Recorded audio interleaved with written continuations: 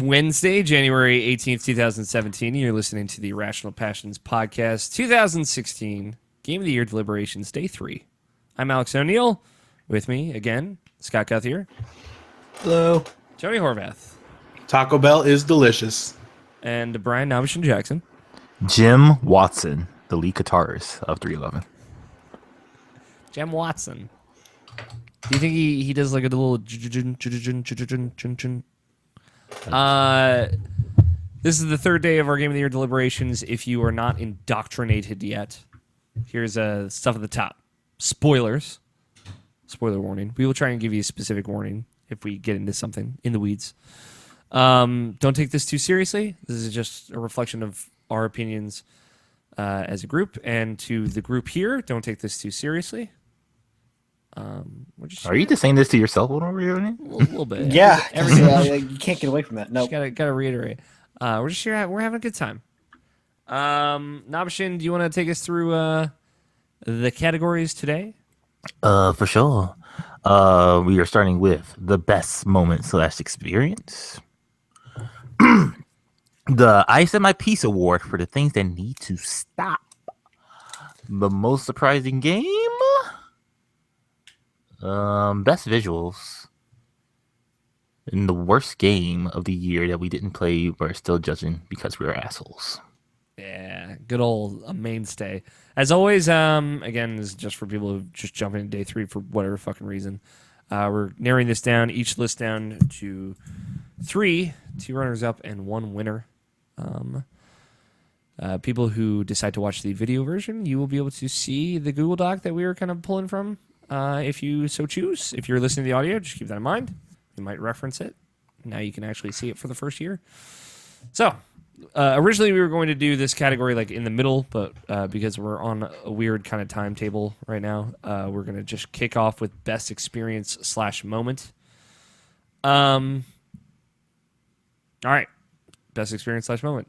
Super Hot is the most innovative shooter I've played in years from Super Hot. I don't necessarily get that, but I'm sure we'll get it. Is that just a comment on it? It's a thing. I'll explain it later. Okay. Becoming a ball of flesh in Inside. Spoilers right off the top. yeah, that is exactly what that is. Hacking the Sectopod in XCOM 2. Feeding the goat, Rhythm Heaven Megamix.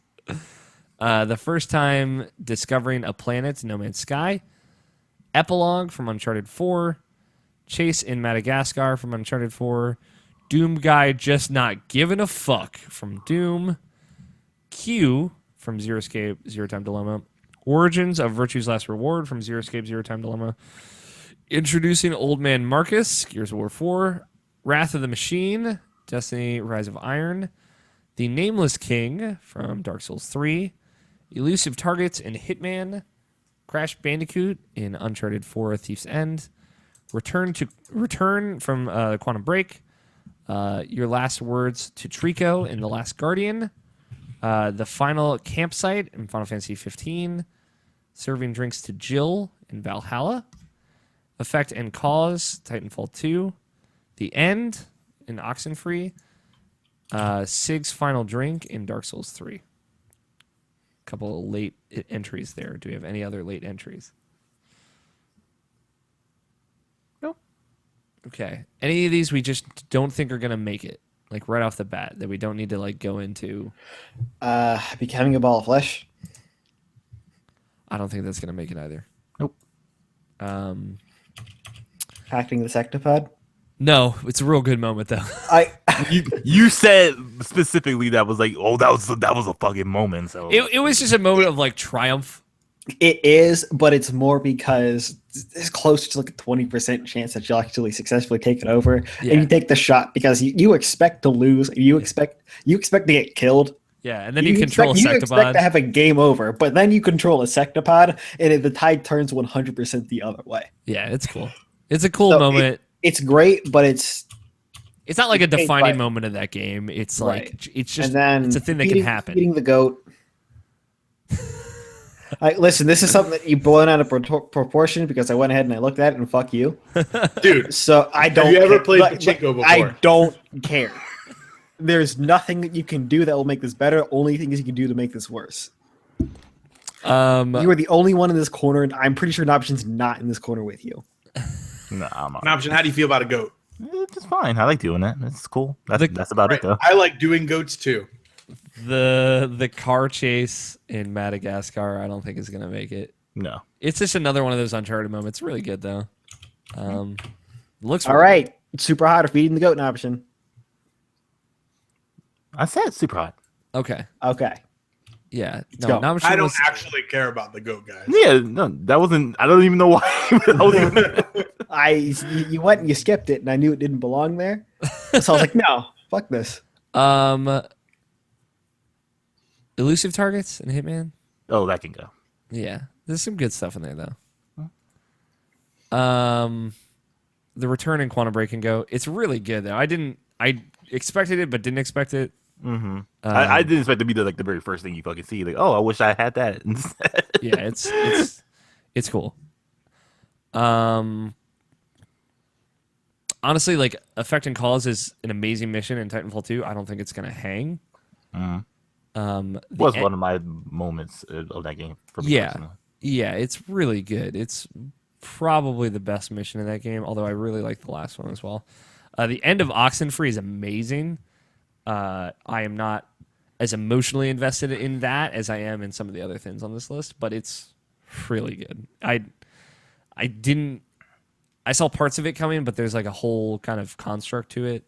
I kind of talked about it yesterday, day 2, some of the parts of it. It's really cool. Same with me with the last words to Trico. Yeah, it's a really good moment. Like, What happens? Do you want me to take my headphones off for this part? Because I've been watching Danny play The Last Guardian for the past couple days. I don't want to know what happens. I'm curious because I know I'm never gonna play that game because I can't stand the way that it looks. Just wait till you get through it then. All right, fair enough. Like it's a personal moment, so I just think it's really good. So you can go. I feel about Crash Bandicoot, although it's just of the Uncharted 4 moments. I think the epilogue is the strongest, and it also includes Crash Bandicoot in it. Yeah, I guess it does. The first time that happens is fucking so dumb and crazy. I guess I don't know if Tony and Scott have seen it, but just for your reference, in Chapter 4 of Uncharted, you as Drake are arguing with Elena about who's going to do the dishes, and Drake says, "I'll play you for it in that game, your game," and then you boot up a PlayStation 1. It does the full PlayStation 1 boot up in real time. It takes as long as you would think it does, and boots to the original Crash Bandicoot, and then you play the first level of the original Crash Bandicoot in That's Uncharted cool. 4, which is it's Naughty Dog's first game in Naughty Dog's most recent game. It's very, very cool. They do it again in the epilogue, but what makes the epilogue great is then it pans out after you finish the level and it reveals that you're playing as Drake and Elena's daughter, and then it continues on. I think the epilogue is overall a stronger moment.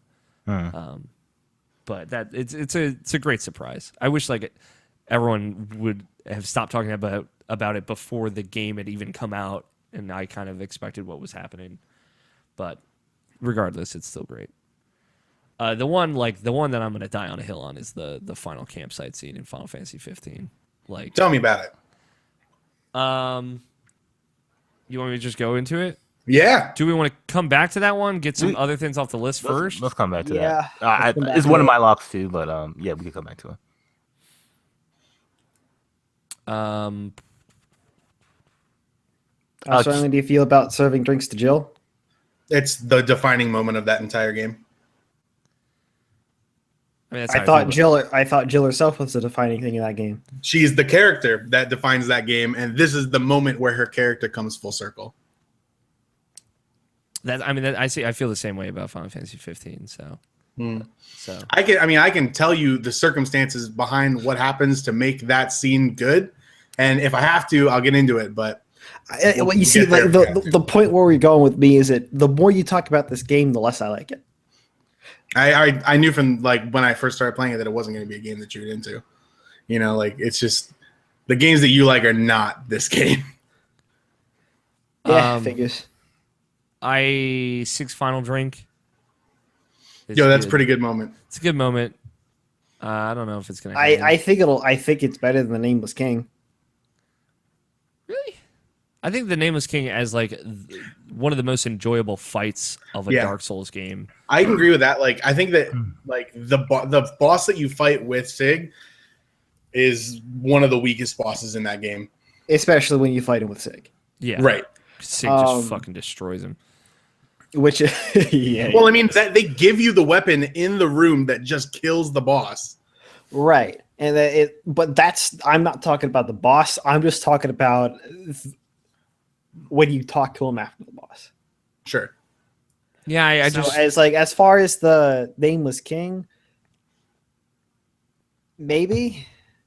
I just think the Nameless King is like this epic fight that it feels like the entire Dark Souls franchise has been building up to. No.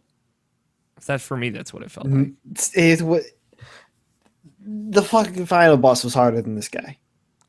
Not at all. Totally disagree.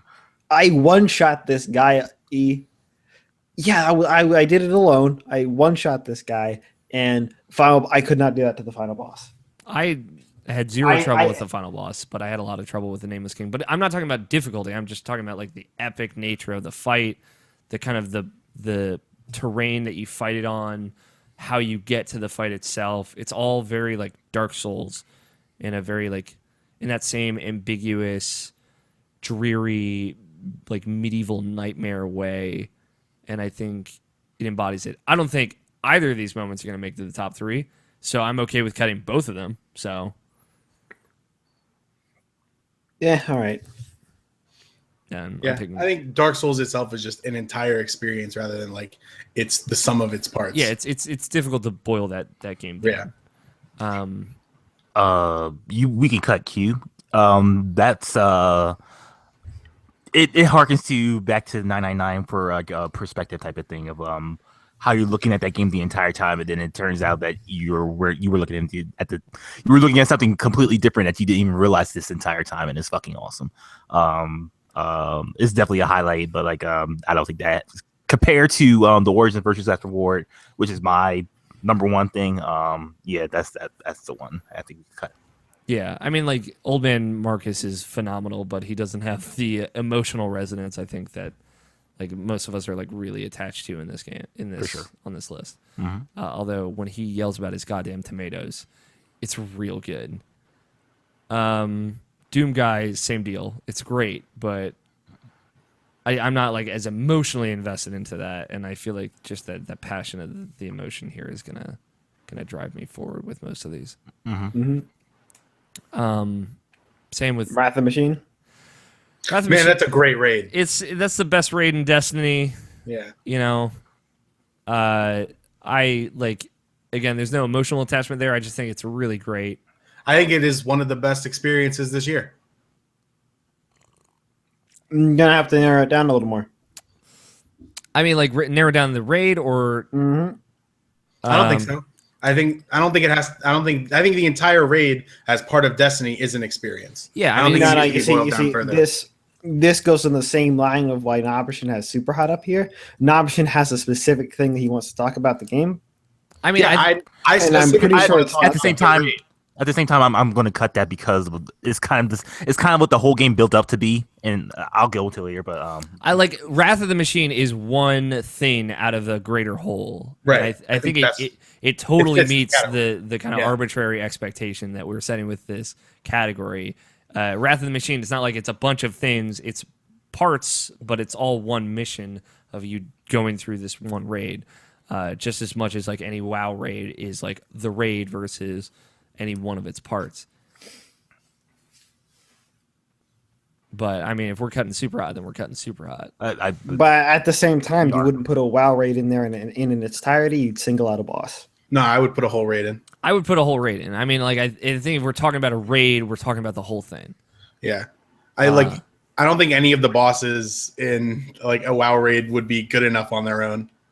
Yeah, and I think like if I wanted to look at a part of a raid, I would want to look at the raid as a whole. Yeah, I think it's because you go in, you spend a couple hours, and you do that. I mean, that being said, like I'm not gonna fight to the death for it. It's not one of my top 3. But like, you know, I also realize like Uncharted's probably gonna get cut because I care way more about other things here. What about No Man's Sky, Discovering a Planet? Yeah, we can let that go. I don't know why that's here. I didn't even read that. Okay.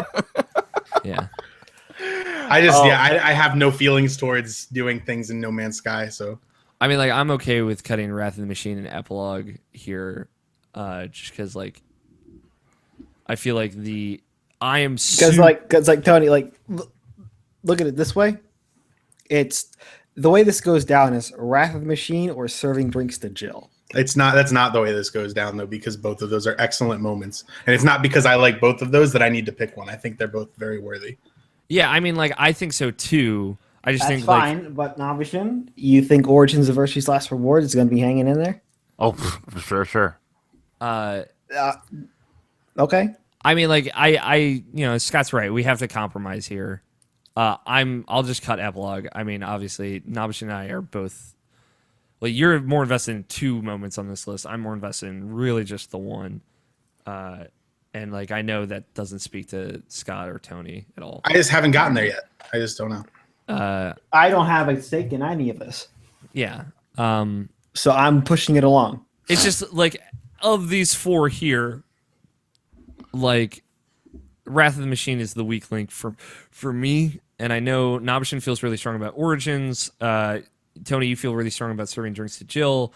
I feel really strong about the final campsite scene, and Nobishin also feels really strong about the final campsite scene. What happens in the final campsite scene? So we're gonna spoil it. Yeah, absolutely. Tell me. So I mean, the end of that game has you jumping 10 years in the future. Okay. Yeah, like the very beginning, first scene. Like the very beginning, essentially. Noctis a little gruffy. Noctis a little gruffy. Got that scruff. It's funny the way that this is set up to like you go camping, right? It cuts through this final campsite scene. You have Ignis cook a final meal, essentially, and then you go off to fight the final boss. You finish the game, right? And then it goes through. You beat the game, la la la, ending yada yada, and then it cuts back mid credits to the camp. Essentially, Noctis finds out before all of this happens that, as with all JRPGs, it seems he's going to have to sacrifice himself to save the world. Whoa, big surprise. I know, right? But there is just this moment. It cuts to the campsite scene where he essentially has to tell Ignis, Prompto, and Gladio this. And it's a difficult thing to describe because you do really have to see it. Mm-hmm. There's just like this human... It's the best acted moment in that game of just like him like almost completely incapable of saying that to them. And then they all kind of like realize what he's trying to say without him like explicitly saying it. And he stands up and he thanks them and he just says, "What can I say? You guys are just the best." And then it just cuts to black. It's just a really powerful moment because essentially the whole game, the actual story of that game is the friendship between these 4 characters. And it pays off in the only way it could pay off in that final moment. Mm-hmm. It is the culmination of all of those hours you bullshit through the open world, hanging out with all those characters. It is every moment Prompto, is taking pictures or Gladio's doing whatever he's doing, being all muscular and shit, and Ignis is cooking. It is all of that coalescing into this final moment. It justifies every good moment of that game into like one little moment of this him just being completely genuine, the same like, I fucking love you guys, man, like seriously, like, and this is it for us, and we'll never see each other again after this fight, but like I love you and thank you for everything that you've done for me. Yeah, it is like the joke bromance, haha, like, we've joked about this whole kind of the shtick of this game, but like it's so real and it's so genuine and so heartfelt. Like it destroyed me while I was like viewing it because I obviously cared a lot about those characters. And again, it's something that's easier to explain if you've seen it, just because like it's incredibly well acted and well done, in a way that the rest of the game isn't. And it's like something that like clearly they spent so much time, like you can feel it when you're watching that, like just to get it right. It is the quintessential moment of Final Fantasy 15, and it makes everything worth it. I cannot undersell something with you and put in like mid credits fireplace scenes. Weird. Shovel Knight, Final Fantasy 15, something with Alex and fireplaces. I don't know, man. I mean, at the same time, you're gonna have to sell to me serving drinks to Jill. Yeah, I mean, you're gonna have to tell us that, because like there's. So here's the thing. I'm okay with letting go of the Destiny raid. I just wanted to know what happens in the final campsite. Okay. I would sooner let the serving drinks to Jill moment not win this category than ruin any more of this game for you guys. Yeah. Okay. I feel the same way about Virtues of War. So. Okay.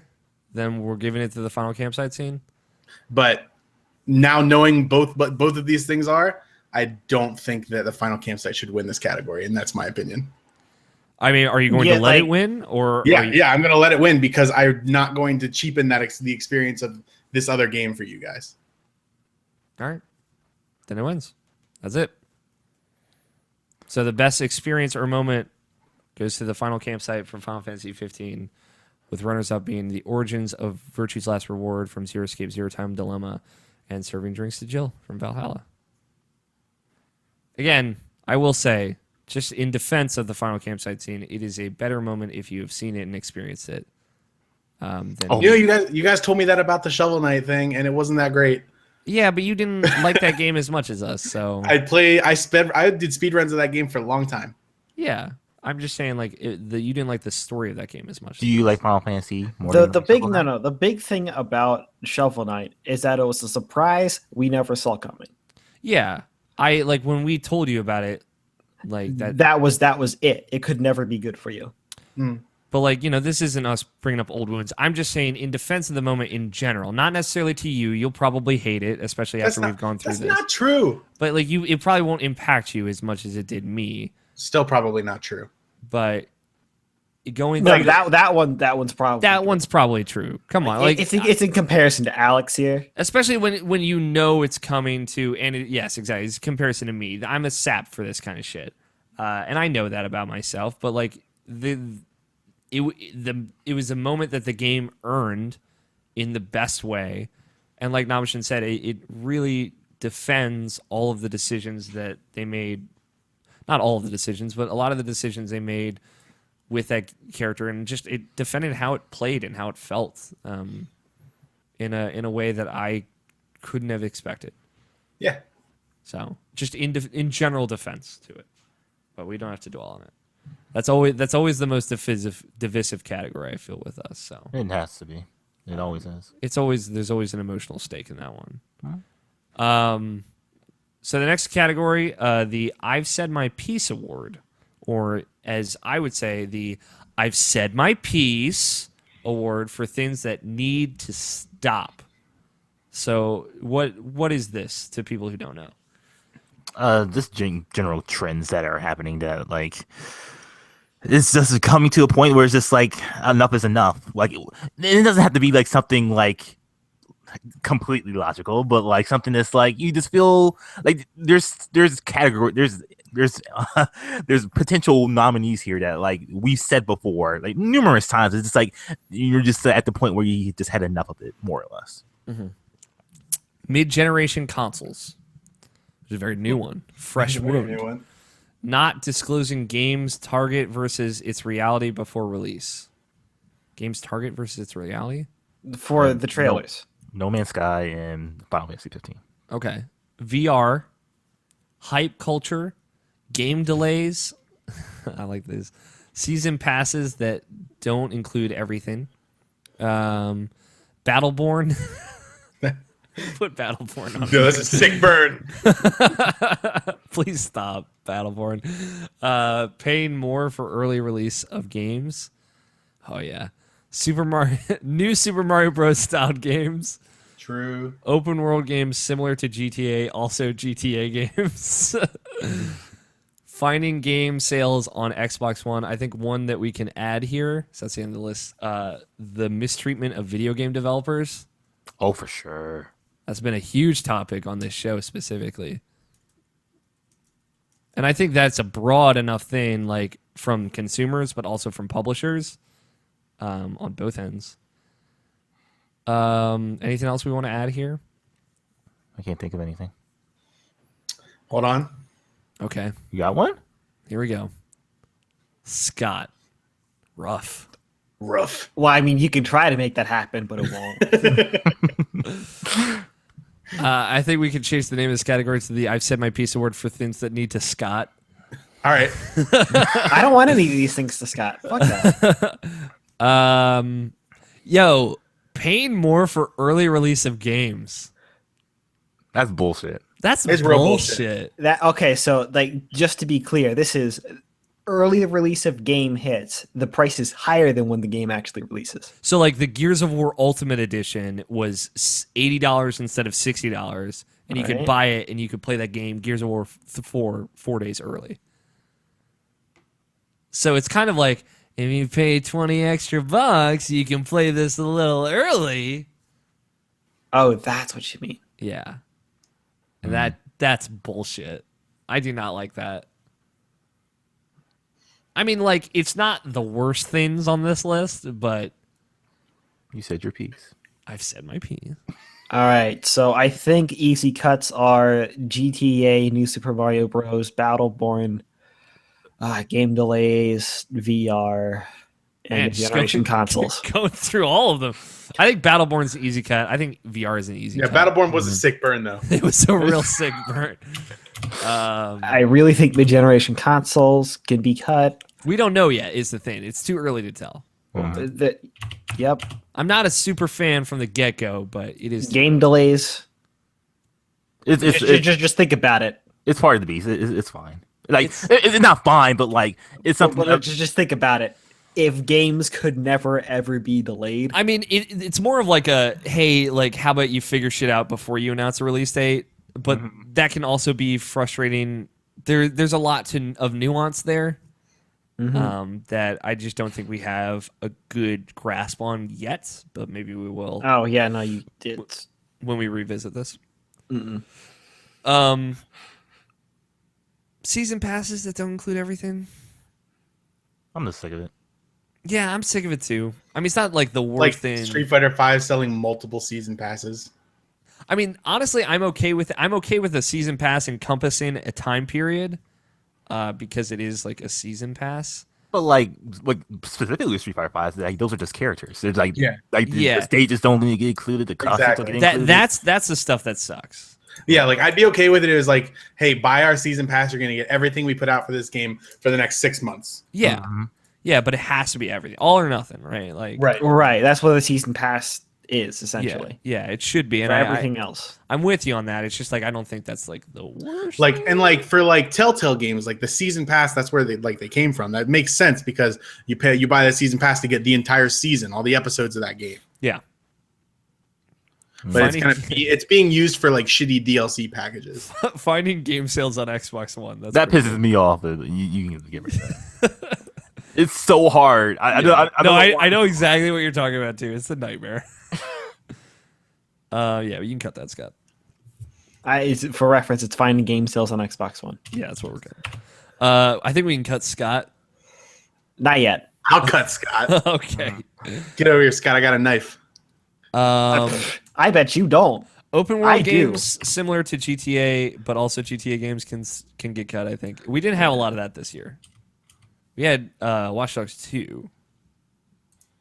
I'm trying to think. I don't think we had any other big ones I can think off the top of my head. But it's like when Mafia 3 came out, we had this discussion about it. Like you just came around to it. It's like I just don't like those games. Period. Yeah, and like that's true, but they don't need to stop. It's not a problem yet. At least it wasn't this year. It was last year, I think, but not this year. Not for 2016. I don't necessarily think hype culture should stop. Oh, I think hype culture is. I think it's a problem. I think it's a lock, because like everything that's surrounding No Man's Sky, and it's indicative of like Watch Dogs 1 that came before it as well. Like, what was the other big one this year? This year? Yeah. The Division? The Division. Yeah, I mean, No Man's Sky, I guess, was the biggest one. Even Subway Street Fighter 5? But I mean, like, what hype culture ultimately hurts the people inside hype culture. Yeah, and it's so inexcusable to be in there that it's so like, okay, you know what? You can do this. but like This is you. This is your life. You can do this. but Go like ahead. marketing feeds into that, and I think like how about like hype culture and genuine transparency, because we have those separated out. But like this idea of like No Man's Sky, the trailers for that game, and Sean Murray out there is saying all that stuff, getting this hype around it for a thing that wasn't even real to an extent. I think they go hand in hand to an extent, not entirely, but we can look at the rest of this list and come back to that if you like. Yeah, the example that you're using isn't the greatest though. I mean, like for reasons of that I don't think for reasons of that we don't understand. I see what you're saying. I mean, like No Man's Sky is the example from this year. I think like just because, but that's once again that's more the people in the culture. But they also like themselves. They like kind of straight up lied about things in that game. So is it then like the culture, like I think it's more like this is a bad way to phrase this than this category this one should be cut. Any support here, guys? Like, isn't like I feel like more what you're saying is like not disclosing the target versus the reality. Yeah, I probably. That's what I mean. Like, it's just I think that one's more of a lock than this one, and I think I see two other ones, and I thought that we already agreed that Super Mario Bros. Can go. Sorry.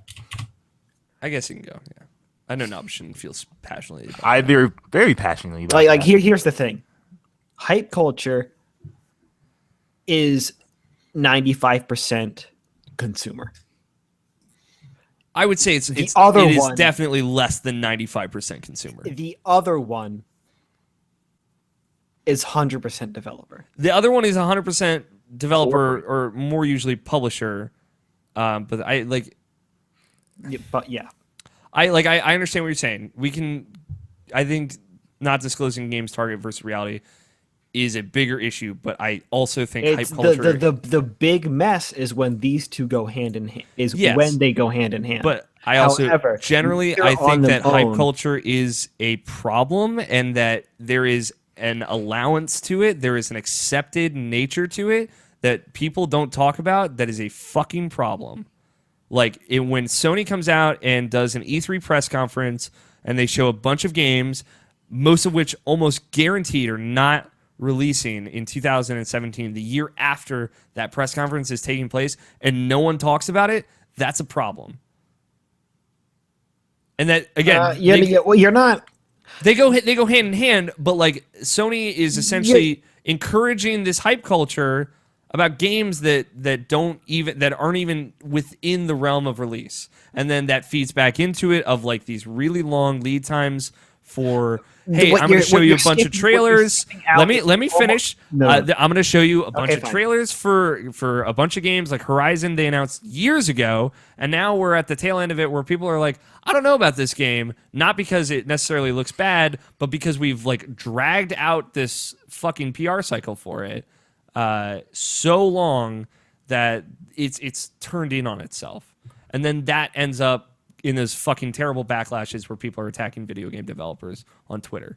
Like, it all feeds off of this hype culture. And I think... Once again, you're missing the key point. The key point to hype culture is that the hype culture is solely the reaction. Yeah, but like... As far as the thing, what Sony's doing,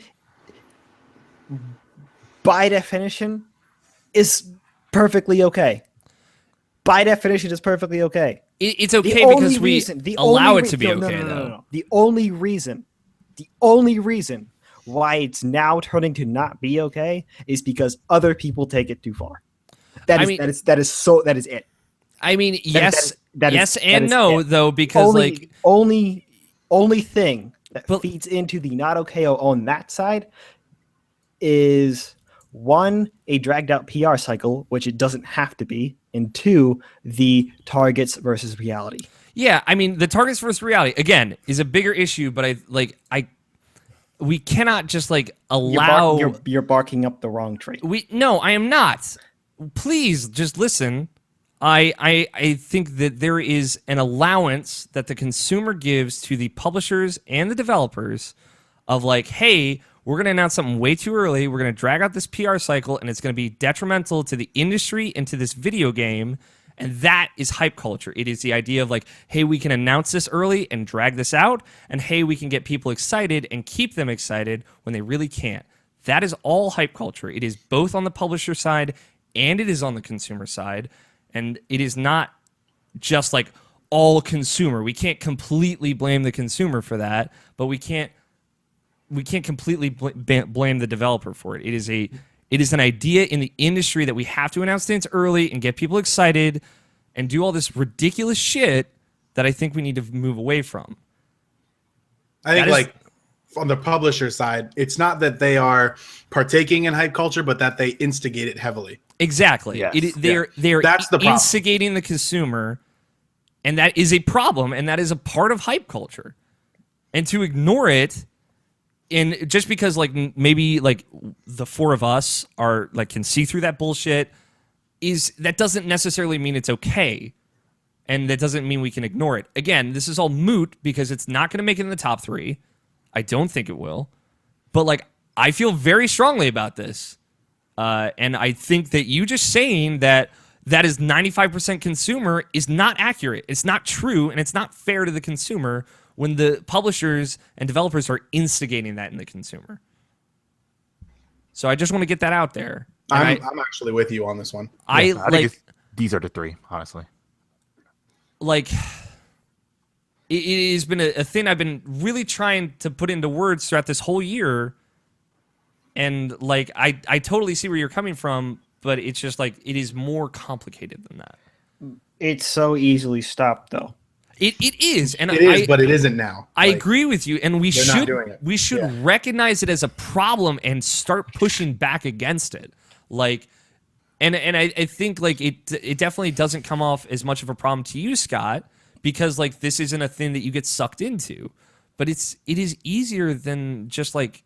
It's easier to get sucked into that than I think most people give it credit for. I've said my piece. That being said, You fucking promised. I did promise. That being said, You went back. the mistreatment of video game developers is absolutely, I think, Yes. absolutely number 1 on this list. Mm-hmm. Because I mean, that is the thing that we've come back to.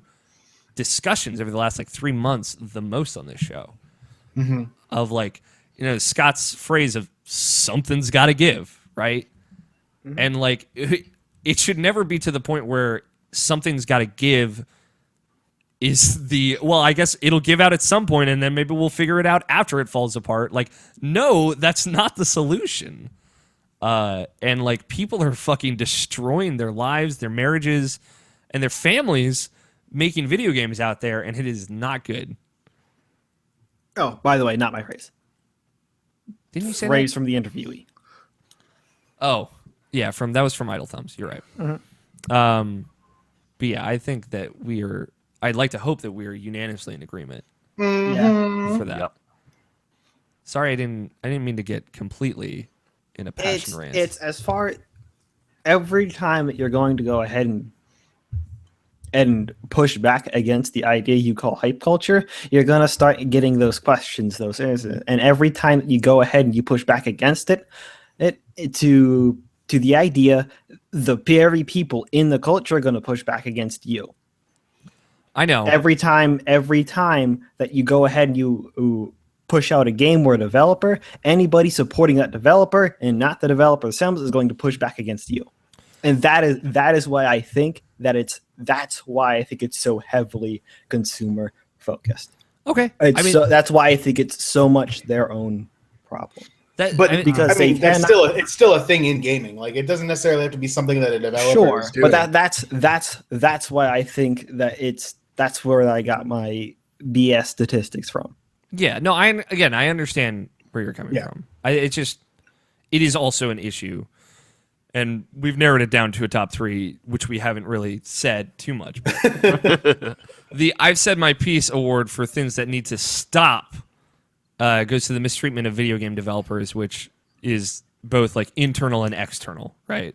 That's like people attacking video game developers on Twitter and social media, but also like the way publishers are fucking destroying actual people making games needs to stop. But this is I don't mean to tell you that you're completely wrong, but the first part, it's people attacking video game developers and the publishers. That is part of what you're going to have to do to try and get rid of hype culture. Yeah, I think you need to get rid of that shit too. And I think I'm talking about you need to be the one going after them. There are people that are trying to.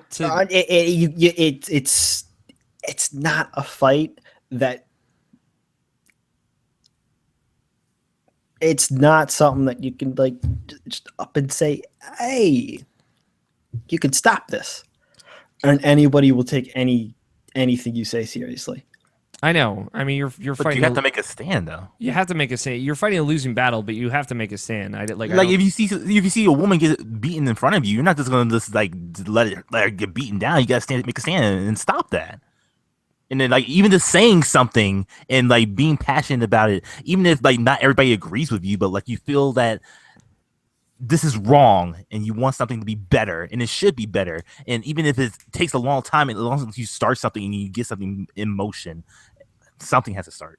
Yeah. That's I think the general consensus, but we do need to move on.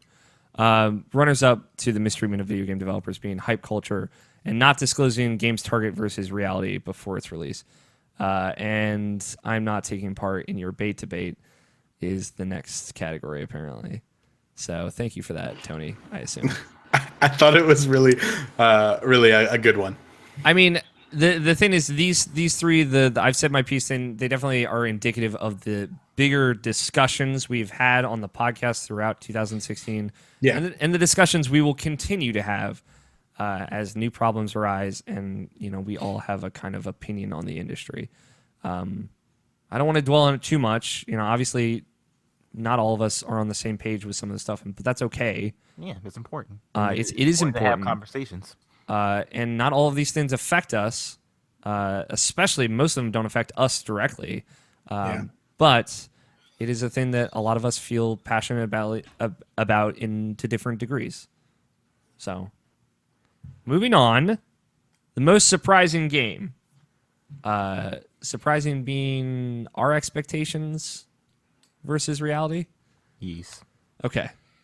Doom, Overwatch, Ratchet and Clank, Hitman, Recore, Gears of War 4, Batman the Telltale series, Final Fantasy 15, The Last Guardian, Owlboy, Fury, and Let It Die. Is there anything missing off this list? Does Stardew Valley belong on this list? Did anyone hear about Stardew Valley before it came out? I saw it after it came out. I saw it the day it released on the most popular new releases on Steam, and that's how I found it. Did you buy it that day? Yeah. So that counts. I think that counts. You had no expectation going into it, right? Yeah, I mean, it looked cool, so I was like, this is $15 I can spend. Especially you gave it to Scott, and I don't know what expectation you had going into it, Scott, but I was like, sounds like it's a farming Animal Crossing. People are. It's $15, whatever. Yeah. And then that's your game of the year. So yeah. So I think that's a strong contender. Yeah. Yeah, I was playing Stardew Valley before there were even any reviews published about it, which is kind of cool. Mm-hmm. That doesn't happen very often. Yeah, that's a game that just kind of dropped out. Not to just cut to the chase, but I feel the 3 should be Fury, Let It Die, and Stardew Valley. So the thing is, for me, Overwatch was a really big surprise. It is not a surprise that game is good. I didn't expect that it was going to be bad. Like, it's a Blizzard game. They're always good regardless. And that was the thing. It's just which is awesome about Blizzard. Yeah, we came into this year like knowing that was going to come out. I didn't even know really that game was out, and then I played the beta and I was like, fuck. And like now that's my number one. But you know, like I see the argument of like, well, it was going to be good even if I didn't necessarily know I was going to love it. Yeah. But I would say like I feel more passionately about a couple other things here over Fury. Even though I think Fury is really cool. I mean, but Fury was just something that like as shit as not shit is a strong word, but as PlayStation Plus has been giving you games and like it's just been pretty much just like farted out and like you barely play them or even look at it. For it like to be something that cool, something that's totally unexpected, something you never even heard about, they give you for free, you try it out and you actually really dig it and it's actually something that speaks to you. I think that's something that's worth commending personally. It is for sure. It's just like a few other games cropped up in my radius that like did a similar thing to me where I was like, I didn't think this was going to be cool and unique, and it ended up being like that. Like Batman and Overwatch for me, I went in with either low or no expectations, and really ended up liking. Fury is similar. It's just that PlayStation Plus adds a new wrinkle to it. Mm-hmm. I don't know. I think the only other one that really fits you would be Alloy. Yeah. Because for 10 years, really? That's before Kickstarter. That's before, isn't it? Yeah, that's before Kickstarter. That's before crowdfunding took off. That's before we knew about crowdfunding like in the first place. How are we supposed to track that? Yeah. How are we supposed to know that was in development for 10 years? And then it's just out. Yeah, I like that game just kind of came out and then a lot of people really liked it. Owlboy fits as well.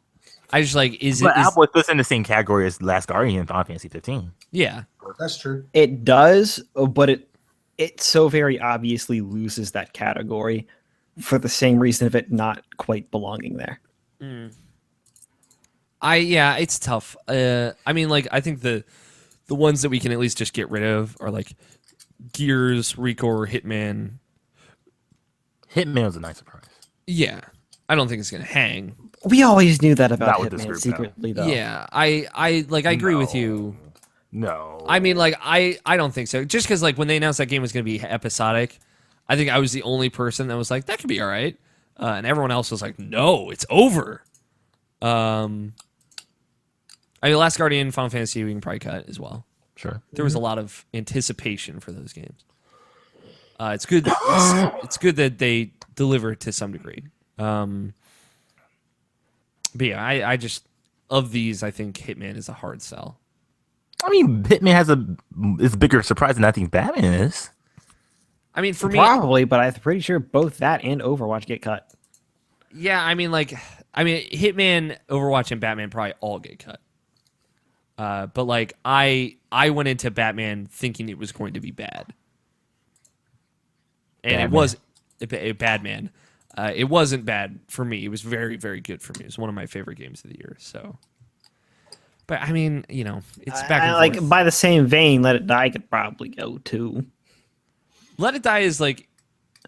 I was pleasantly surprised by Let It Die. That was a legit surprise. Yeah, it was a surprise in that like it's out. It's out. It's great. Yeah, and that it's not like it had a pretty. I knew about its PR cycle. Let's put it that way. Yeah, it existed. It's just like I expected it to be out. I mean, shit. It's a sweary game. Obviously, it was on our radar, right? That's not sweary. That's Suda 51. That's Suda 51. Yeah. Well, I'm crazy. They might be the same person. We don't actually know for sure, but what if that's right? That's the so twist at the end of Deadly Premonition 2. I don't know. It's for me like the surprises would be Stardew for because sure. Owlboy hits both fronts of the surprise that we're looking for and of the experience. Mm-hmm. Stardew does as well. Mm-hmm. So I like those both on the list. Like honestly, I do like Owlboy on this list. Let It Die is weird. I'm okay with Let It Die being the third there, just because like I think it really took Tony by surprise, and I think like it as a general thing, like it dropping out, being free to play, and being all right is a good surprise. And made by the same company that made Puzzles and Dragons. Yeah, and Lollipop Chainsaw. That's Yeah. Gun. Puzzle Dragons Gung Ho. Gung Yeah, Ho? yeah. They're the publisher for that. Oh, okay. Yeah. I just like. I see your argument with Fury. I don't know if that like hangs by comparison. It's a solid game, a fucking It is solid game that definitely no solid. one even knew existed. And Yeah. that just like with Owlboy and Stardew. I'm pretty sure the weak link here is Let It Die. I mean, like it's the feel of the room. Like I have no real 'Cause attachment to Let It Go- Die. So it's just like Grasshopper's last game, Lollipop Chainsaw, was by all accounts not very great. So like them putting out something deep and different and cool that Tony really likes, at least one of us really likes, is a surprise. It's nice. Yeah. But like again, my biggest surprise on this list is Overwatch, and that probably gets cut. So Yeah. I mean, I can let go of Let It Die. all right, then we'll cut that. I can let go of Overwatch. Again, the pedigree there, I think, outweighs my opinion of like it really resonating with me. Way too much. Yeah, it's just, Blizzard doesn't put out bad games. We say that a lot, but they have yet to do it. So until they do, I think it'd be more of a surprise if it was a bad game. Yep. So it is very much not. Stardew. What about Stardew? You want to cut it? No. Hitman and Batman are getting cut. I think that's fair. Yeah. Fuck the 2-syllable things with man at the end. Again, like Batman was a surprise to me, but that's only because I'm like always so down on Telltale, rightfully so. But now they've Borderlands last year, though. Yeah, they've hit now more than they've missed with me. So, which is to say, they did Borderlands right, they did Wolf Among Us right, they did Batman right, and the first season of Walking Dead was good. So, are you okay, buddy? Sick. Yeah, I know. I'll cut them. So that leaves us with a 3 that is Owlboy, Fury, and Stardew Valley. I'm for Owlboy. I like the argument for Owlboy, but I can also see Stardew taking it. Like Stardew is a Yeah, I think the development hell one deserves it more. Personally. yeah. Owlboy was in development for 10 years and then ended up being like a totally good game. we didn't know that. And we didn't even know it existed. And it like Scott said, like it was like in development before crowdfunding was a thing. So yeah, I mean, Owlboy is totally valid. It is a surprising little charming game, and I like everything I know about that quite a bit. Bold it. Who, me? I don't know. I always do the bolding, except for last time. Oh man, now we're all going for it. The most surprising game goes to Owlboy, and then the Valley and Stardew Valley. It goes to Owlboy. Owlboy Valley. The runners up being Fury and Stardew Valley. Best visuals, my least favorite category. Best visuals, best looking, artistic, and or technical. I guess. All together, all in one. Bloodborne, one would say. One might say that. The Witness, Firewatch. Let me go sort out this music that's happening really loudly. Hold on. Do you want me to go through the list while you do that? Yeah, go ahead. Okay. The Witness, Firewatch, Doom, Ratchet and Clank, Overwatch, Inside, No Man's Sky, No Man's Sky? No Man's Sky, Mirror's Edge Catalyst, Fury, Uncharted 4: A Thief's End, Gears of War 4, Dark Souls 3, Severed, Valhalla, Final Fantasy 15, The Last Guardian, Owlboy, Shantae, Half Genie Hero. I will also, again, I know it's not going to win, but I do want to add Oxenfree to this list. Mhm. I really like the look of that game. Just to have it up there for a little bit. For sure. I know Scott wants to cut Firewatch. I'm not going to fight for it, so. I wouldn't win, but I don't like. I wasn't gonna go for garbage first. I know you were. You could feel. I could I was feel it. actually gonna say we should probably drop Owlboy, Shantae, and I really like the look of Bellboy. Shantae can go though, but I like the pick. I mean, Owlboy does a lot right, especially with Otis. I mean, like it depends. Like, how do we feel about like the But pixel art in the category? Do we think a pixel art game's going to really hold? It's got to do better than Owlboy. I think I'm so sick of pixel art personally right now. As far as when it tries to go 8-bit and stuff like that. So, I thought it brought you a new uniqueness to the look of pixel art. It did, but at the same time, I really do think that it should be better than what Owlboy is. That's fair. Okay. Yeah. Also, Shantae looks good. They finally went to 2D. I really like the look of it, but That's a good looking game. But some parts of it just seems like not as good or not as cleanly animated as I like. Like something like Inside Anime is a lot better than that game. So Hello. Okay, Tony, do I you don't need think me? that game looks that great. In a second. Hold on. take it off. I don't know why, but half the time, as soon as I walk away, this microphone just freezes. Everybody wait. So we got to count Tony back in. All right, I'm ready. All right. 3, 2, 1. Okay, we're good. Best visuals, Tony. Okay. No Man's Sky wins, right? Yeah. No, Okay. you can cut It's No gone Man's now. Sky.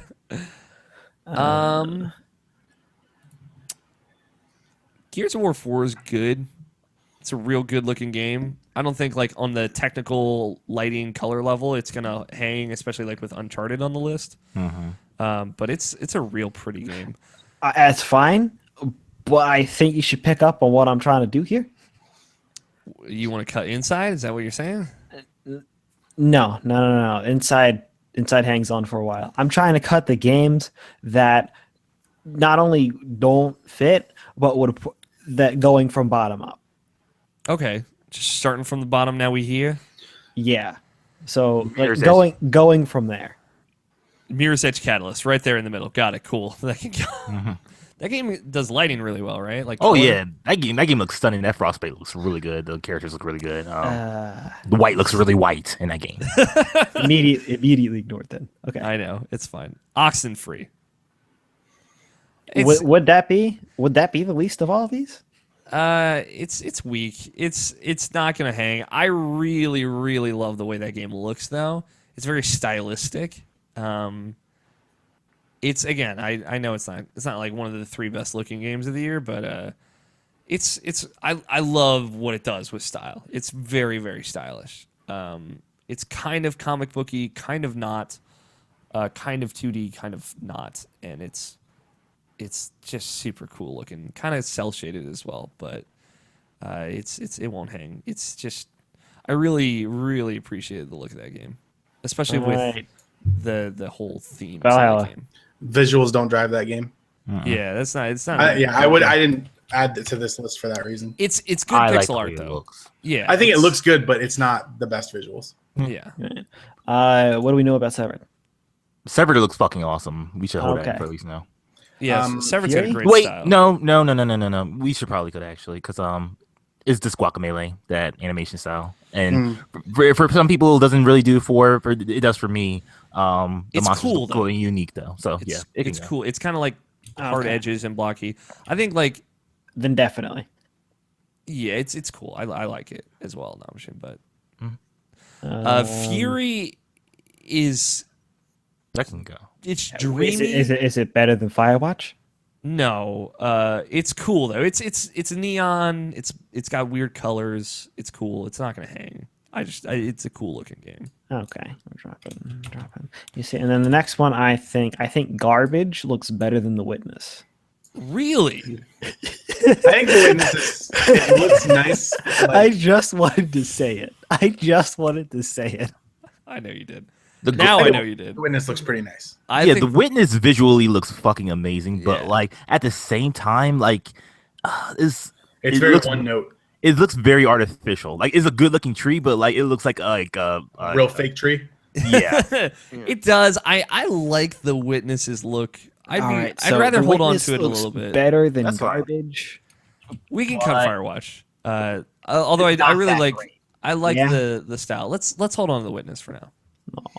I think we should cut The Last Guardian. I'm fine with that. Yeah, I think we That should. game has so many performance issues on a regular PS4 that I literally couldn't watch it. It's like I had to keep looking away because like the frame rate drops and everything were making my head hurt. I think we can cut Final Fantasy 15 as well. For sure. But Man, that game looks good. the game looks good. I wish the hair was better. Yeah, it sticks out like a sore thumb, doesn't it? I The think hair every does. open world looks amazing in that game. Yeah, Everything yeah. I else agree. just doesn't. Although Like that skybox though. Whew, the zippers look real good in that game. that's a weird thing for you to latch on Listen, to. I just want to give credit where credit is due. Yeah, I mean, again, of the fours, I think we can cut Gears of War 4. I think we next should- on the list is Now Witness. If What I'm about not, Ratchet and Clank? Ratchet and Clank's a really good looking fucking video game. Right, come on. If I'm not getting any support for the Witness, I'm not going to fight for it. I think it looks good. I'm You know? I don't think it looks better than any of these other games. I'm a big I fan think of it this looks better than At this Inside. point, I'm a big fan of the color of the Witness. what Inside has going for it is the animation. Yeah, the animation in Inside is fucking incredible. And that definitely counts here. All right, I think the animation of the lasers turning on in The Witness is fucking incredible. they're lasers. Whatever. It's pretty alright. Inside is just an animation. Whatever. I mean, did you play Inside, Tony? But I've watched once it. again, at the same time, Inside seems to be the next on the list. No. I want to hold on to it for longer. I'm not like Alright. sold on it making it, but I want to hold on to it Overwatch. for longer. I think Overwatch is a lock for me on this. I think Overwatch is Overwatch looks phenomenal. Yeah, I think Overwatch's style outshines everything else on this list, even Uncharted 4 Yes. for me. So Gears Gears we of can cut. I think Dark Souls 3 we can cut. What about? No, I don't think so. I think Dark Souls looks so good. I think Dark Souls does look so good. It's got both the looking fantastic and then the style of it too. How do you it's- feel about Uncharted? Because that's just more Uncharted. It's a really good looking Uncharted game. I don't know. How do you feel, Nabashin? I don't know, like what ones you really want to go to bat for in this category. For this category, like if we're gonna go this way, I think it's Dark Souls 3, Uncharted 4, and then Doom. If you want to keep Dark Souls, that's fine. But I think it should be Uncharted and Inside. I think it should be, for me, it would be Overwatch, Ratchet and Clank, and Uncharted 4. I think my two here are Overwatch and Dark Souls, and I don't really care what takes up the third spot. I know Doom looks pretty fucking cool. Doom does look pretty fucking cool. I don't know. All 6 of these games look really fucking cool. Right down for reference, we're down to Doom, Ratchet and Clank, Overwatch, Inside, Uncharted 4, and Dark Souls 3. For as much as a style that it has, Overwatch sticks out like a sore thumb in comparison to Dark Souls 3, Uncharted 4. I disagree. I and think it's a Doom. difference in art style. Yeah, I just think like Mm-mm. the way Like- Overwatch looks is really fucking great. Like, Yeah, I, it is. You're That's what looking. makes it good. You are talking to the person who has seen the best of almost each of these games. I know, but like the well- answer is straight up no. but like That's still the answer subjective, is though. straight up no. The style. But The like I'm style not looking at sure, fidelity though. Yeah, Like, yeah. It's I'm not not the I'm not best looking at like resolution, you how know? much fucking textures do you have. That's not what I care about. like just the thing Yeah, that tell me about your clutter density. like I don't need to know about TSAA fucking anything. I just like the way Overwatch looks. Like All right, then we including skins on this. Absolutely. All all right, part of the then visual most of the skins in the game are garbage, oh, and that hurts you here. Disagree Most completely. of the skins you in break the game my are heart, garbage. Scott. You've got a couple of good That game ones. doesn't for look each like character. Firewatch. It kind of does to me. Nah, man. I think skins are one of the best parts of Overwatch. That's why I think you're a little broken inside. I That's an love- argument for another day. man. that's a loot crate related argument. I love the look of Overwatch. Me too. I don't. I enjoy it. I like, for me, the ones I'm willing to let go here are Doom and Dark Souls 3. Like, I guess, like, I don't know if Ratchet and Clank's gonna get a lot of love here. I just don't. I haven't seen it, so I don't know. You know? That's a game with a whole lot of fucking. You guys know I real like Yeah, I particle effects, dog. Holy shit! The way those bolts come at you. Yeah, tell me about your bolts, Alex. They get this magnet belt, right? They get sucked. You know those bolts get me going. The bolts, they come in from like greater distance and they suck in from all directions. All right, you want to take those bolts and cut them from the list? I don't think it's gonna hang, Nabashin. I wasn't biting for Ratchet and Clank. Okay, I was, but it's gone now. I just want to commiserate with somebody else. All right, can you just let me have this? Can you just be my I think friend? it looks phenomenal. It looks great. I know. I have a question. Technically, Doom takes this, but since you guys are okay with cutting it, I just like, Doom is. I think Doom is great. I think it's a good looking game. It's just like the style of Doom doesn't The do as much for me. we're at opposite ends here with Doom and Overwatch. Yes, pretty much. Listen, cut I think So- they both deserve to be on the list. so cut them both is what we're saying. No, I think keep them both. It is. Coming from Uncharted 4 to Dark Souls 3, we have like Uncharted 4 might look better on a PS4 than Dark Souls 3 does, but that's a really hard sell to me. How about We can cut inside now, by the way. Yeah, I think it doesn't really hang with the other ones. I'm the one Okay. fiver in, and it's fine. okay? Inside. It has some moments to it that aren't so great. How visually. about Mostly the worms. Doom, Uncharted 4, and Overwatch? Nope, disagree. Dark Souls 3. This is the category that Dark Souls 3 excels in. I think so as well, and I really think you should just let go of Overwatch. I think Overwatch wins this category. I do too. I heavily disagree. I am willing. I have issues with half the character's design and look. I like. So I get that. Scott doesn't think Farrah is sexy. You heard it here first. Farrah Gundam, not Gundam enough. I don't think any of the characters are sexy. 0 out of you heard Gundam. you heard it here first. Roadhog, only sexy character. No, He's an Audi. no, he's. I don't think he's the biggest offender. I think he's the absolutely number 2. But I'll thank God we only have one category left. Best visuals is always the fucking worst category, even over moment. Like, Okay, I have a question about Uncharted. yeah, here we Yes. go. How much better are the visuals in Uncharted 4 than Uncharted 3?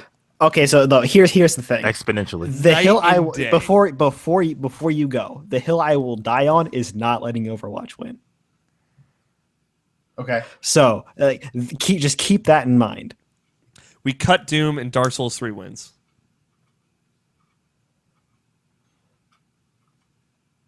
We're okay with that. I still think Overwatch wins this category, man. I know, That game but looks so good. I'm It- with you. But like, I can understand Part somebody of the pullback hating, of the game. I know, like the feeling of hating the way a game looks. And I'm happy if it's there. GTA 5. And I also, yeah, there you go. And I'm also like, I like Dark Souls 3 plenty enough. I don't feel as passionate about it as you guys do. I like the look of the Dark Souls games. Like, clearly, with the fucking argument we got in last year about goddamn Bloodborne, the visual thing is not the thing that I think it excels in. But I understand the tone of the room. I think like a lot of the storytelling in these games, like the Souls games as well, is done through its visuals. Yeah, which enhances them. I think like it looks great. It's just like on a technical and stylistic level, it doesn't excel in either of those for me. It just is plenty great. and I know that doesn't like fucking mean anything, but Right, like, and, like, I'm saying I'm willing to I compromise know- for that. I know I'm beating a kind of a dead horse here, but it's remember what I just said about character design? Yeah. In terms of visuals, that is most of what Overwatch has going for it. I think the levels look great. I think levels. The levels, particle effects are really good. the levels make sense. The particle effects, like I see the best of them. God rays. I will want to say one thing about Overwatch. Like they're kind of careless as far as their skins. That's what I'm trying to say. Like with Farah, like her Indian, or I'm sorry, Native American get up on, like they have like pretty much it's pretty much nonsense if you ask someone who's Yeah, from it's is, like American right. descent. different symbols from different tribes and cultures. Yeah. Mhm. I mean, look, I get it. I really think that Overwatch is the one that doesn't hang in here if you go ahead and you take away how much you like the game instead. The reason I like the game is directly linked to how good it looks. Yeah, I agree. If the game didn't look as good, I probably wouldn't play it as much. And Exactly. I don't know what that says about me as a person who plays video games, but But like that is a game that it's part of its character comes out in its look and its style and the way it appears to you, and it works really, really well for me, and I think it just looks phenomenal. And it runs at like that smooth fucking 60 on consoles. that's probably like literally one of the best possible things that you could have going for it. And like I understand like Doom runs at the smooth 60 on consoles as well. Also looks awesome. The style of Doom works less so for me, even though it does look really, really great. I just like, perfectly honest. I offered a compromise, cutting Doom.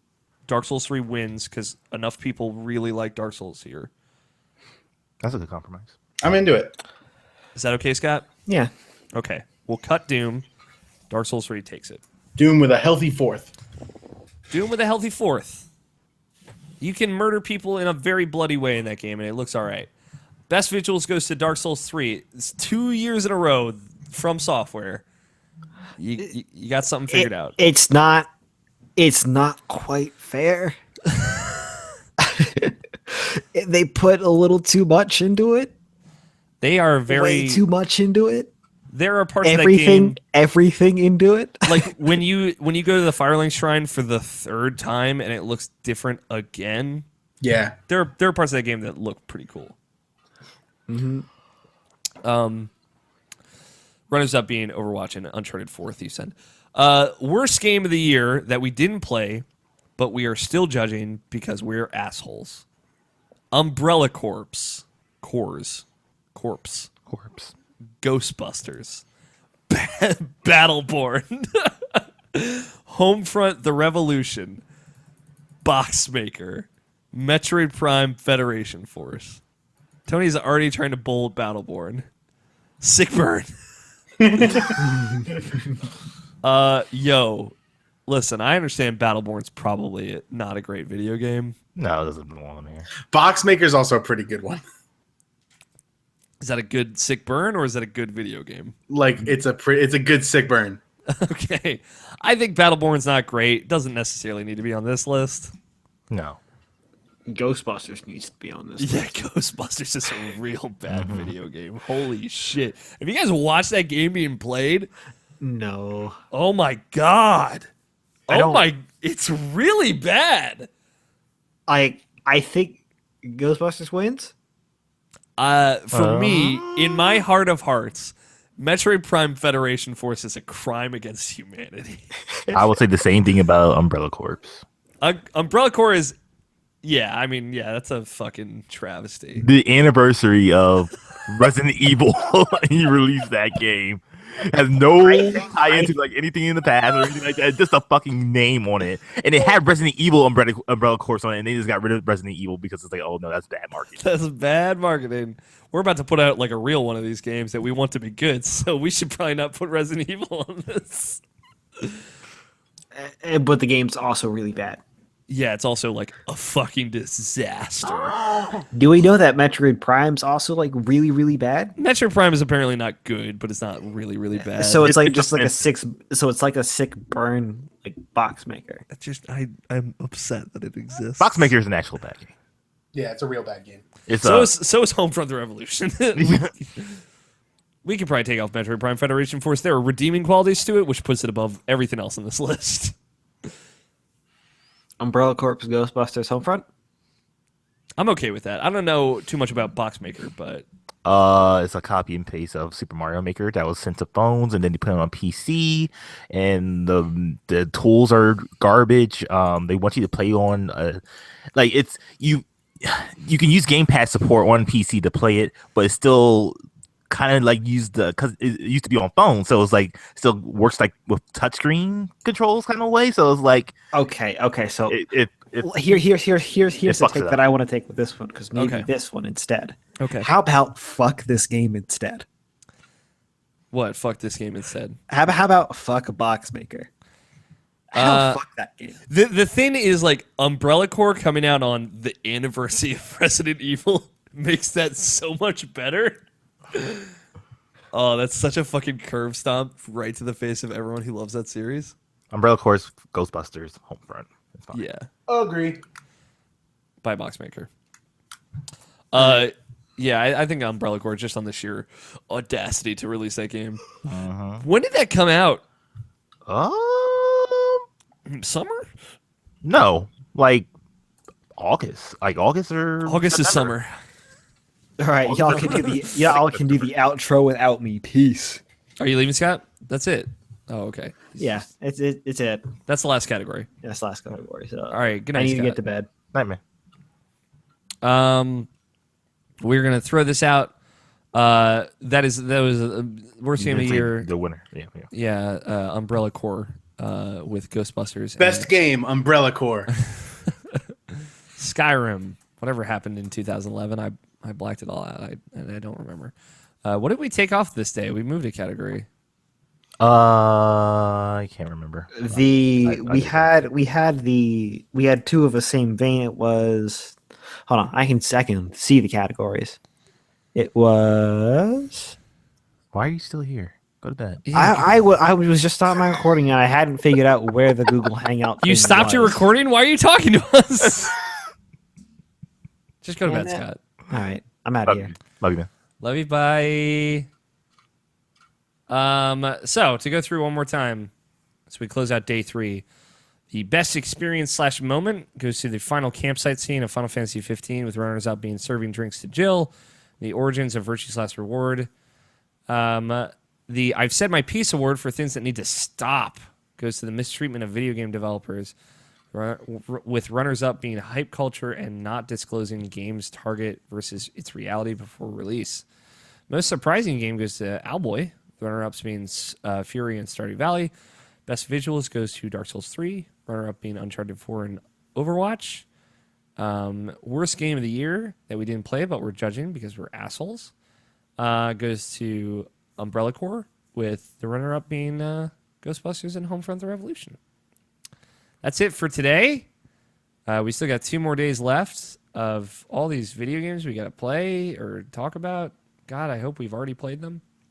Guys, I didn't play anything this year. Shit. So, with that being said, thank you all so much for listening. Check back in tomorrow to see more categories, more fighting, probably more yelling. There's a lot of yelling today. It only gets worse every day. Yeah, I mean, we'll get to sleep No. between now and then. It was good. We had a good conversation. Yes, of course. I think we all learned a little bit about me. You cry at everything. I don't think that's news. I don't think that is news either. Big ass crybaby over here. Thank you all so much. Big ass is right. Thank you all so much for listening. Thank you, Scott. Thank you, Tony. Thank you, Nabashin, for joining me. As always, I've been Alex O'Neill. Play your games. We will talk to you guys again tomorrow.